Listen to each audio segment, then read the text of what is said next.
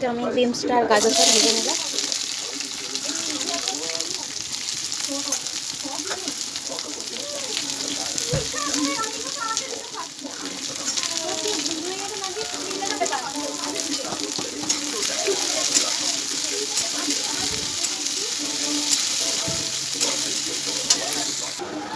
তাহলে বন্ধুরা আমি এবার মাংসের মশলাটা বেটে নেবো। এখানে নিয়ে নেবো 5-6টা কাজু বাদাম,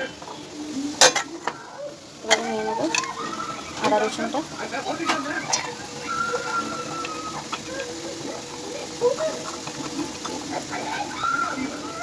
আর এখানে ক্যাপসিকাম গাজরটা ভাজা হয়ে গেছে। ওই গাজর বলছি কি, ক্যাপসিকাম আর বিনসটা ভাজা হয়ে গেছে। আমি এবার ঢেলে নেবো। তো আমি আমার নিজের কাজের সুবিধার জন্য আমি এটা আগে ভেজে নিলাম, এরপরে মাংসটা বসাবো, নাহলে কড়াইটা জোড়া হয়ে থাকতো। মাংসটা বসিয়ে দিলে আবার এটা ভাজার জন্য আবার একটা আলাদা কড়াই বসাতে হতো। ওর জন্যই আমি এটা আগে ভেজে নিলাম। আর এদিকে আমার একটা ভাত হয়ে গেছে, আমি এবার উপর দিয়ে নেবো।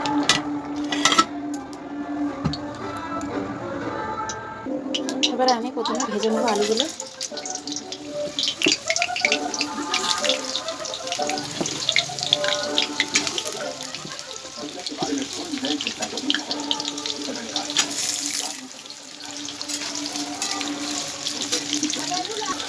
আলুটায় দিয়ে দেবো একটু নুন,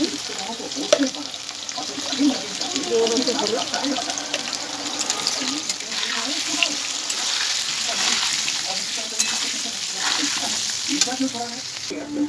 আদা রসুন লঙ্কা আর কাজু বাদাম নিয়েছি। নিয়ে নেবো একটুখানি জিরে। মশলাটা করতে গেলে ভাতটার ফ্যানটা ঝরানো হয়ে গেছে, আমি এবার তুলে নেবো আর ঢেলে দেবো এই হাঁড়িতে। আলুগুলো ভাজা হয়ে গেছে, আমি এবার তুলে নিয়েছি। আর এখানে আর একটা হাঁড়িতে ভাত বসিয়ে দিয়েছি। আর এখানে এই যে ভাতটা আমি নামিয়ে নিয়েছি। ভাতটা কি সুন্দর ঝরঝরে হয়েছে, একটুও লাগেনি। আর এখানে মাংসটার ফোড়নে দিয়ে দিয়েছি গোটা জিরে, শুকনো লঙ্কা আর তেজপাতা। আর দিয়ে দিচ্ছি এলাচ, লবঙ্গ, দারচিনি।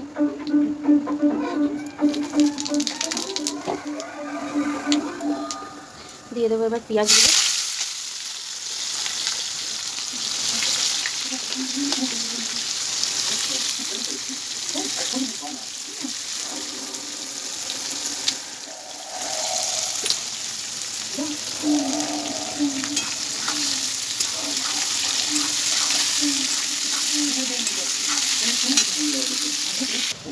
আর এখানে ভাতটা গরম আছে, আমি দিয়ে দেবো চিনি, চিনিটা গলে যাবে।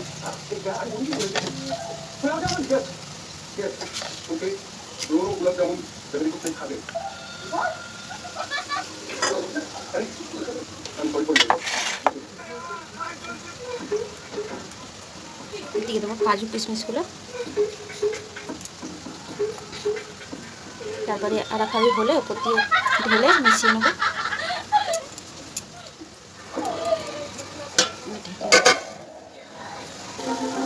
আর আমি এখানে পেঁয়াজটাই দিয়ে দেবো, চিনি দিয়ে দেবো, কেটে রাখা টমেটো।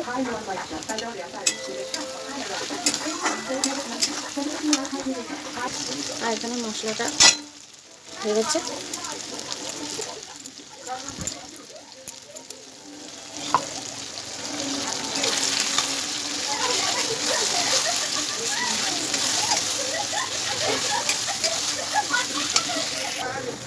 দিয়ে দিচ্ছি হলুদ গুঁড়ো,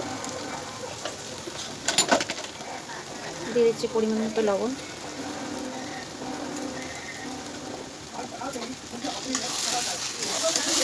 মশলাটা ভালো করে কষিয়ে নেব।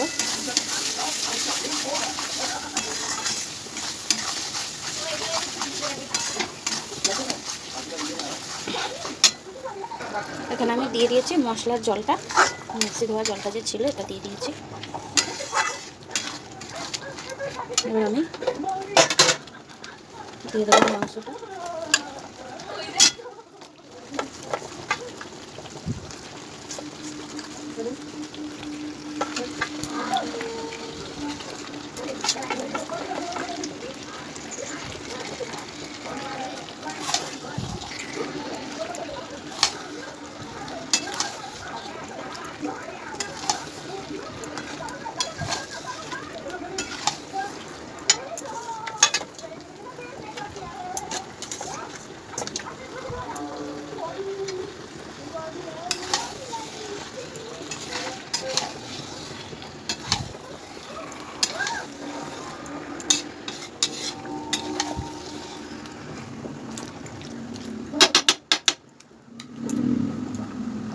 আর এখানে হয়ে গেছে আমার এই পরের হাঁড়ির ভাতটা। আমি এবার ভাতটা উপর করে দেবো। আমি এবার মাংসটা বসিয়ে দিচ্ছি বড় গ্যাসে। এবার আমি ঢেকে দেবো, ঢেকে রেখে করবো মাংসটা। এখানে হয়ে গেছে আর এক হাঁড়ি ভাত, আর ঢেলে দেবো। ভালো মেজদা, ভালো ভাতটা। গরম কিন্তু ভাপ উঠবে, হাতে লেগে যাবে। ভাপ উঠবে অল্প অল্প ভালো।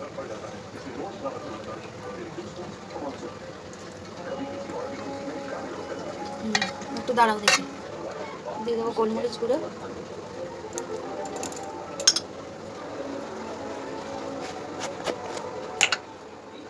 দিয়ে দেবো ঘি, নাড়াও।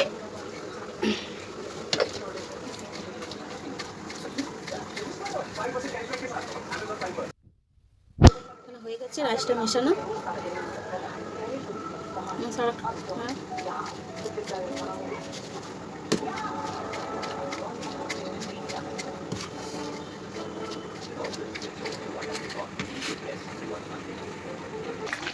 দিয়ে দেবো এবার আলুগুলো।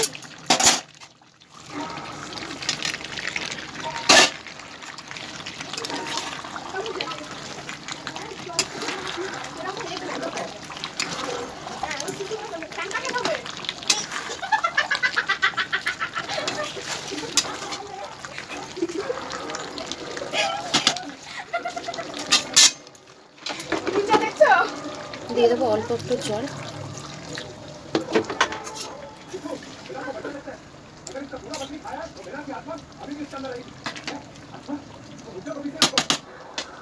ঢেকে দেবো।